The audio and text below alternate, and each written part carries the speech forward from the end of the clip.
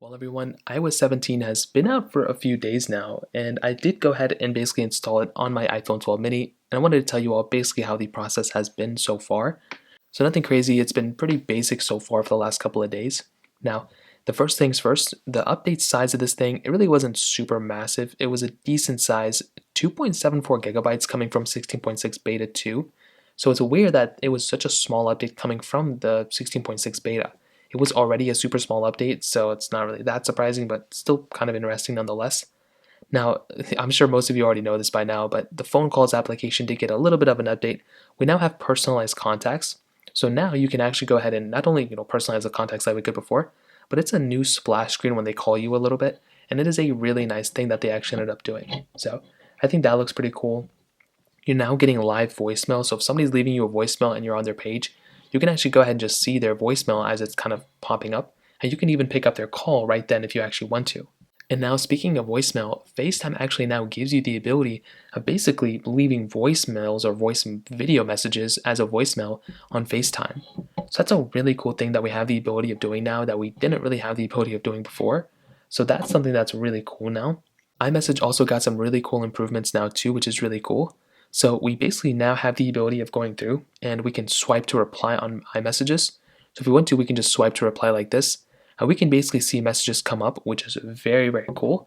You also have the ability of transcribing your, basically your audio messages as you're talking or whatever.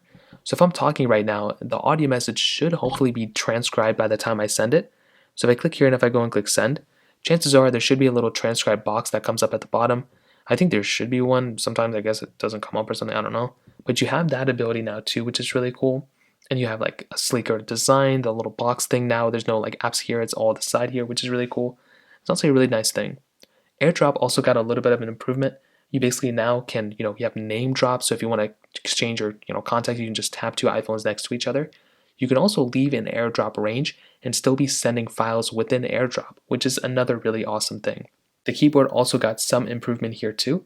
So autocorrect got a little bit better. You now have inline sentence finishes, which is another really awesome thing.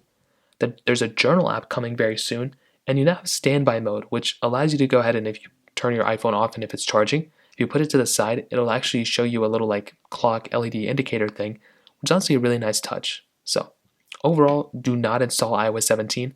It is not worth installing even on your iPhone 12 mini. It's not a super old phone, but it is just not worth touching at all on this type of device in my opinion. So stick with iOS 16. You'll be in a much better spot in my opinion. So that pretty much covers it up.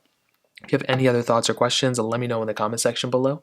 Hit the like button, that would mean so much, but definitely hit that subscribe button. More importantly than everything else, I love every single one of you guys. Hopefully I'll catch you guys in the next video. Peace out.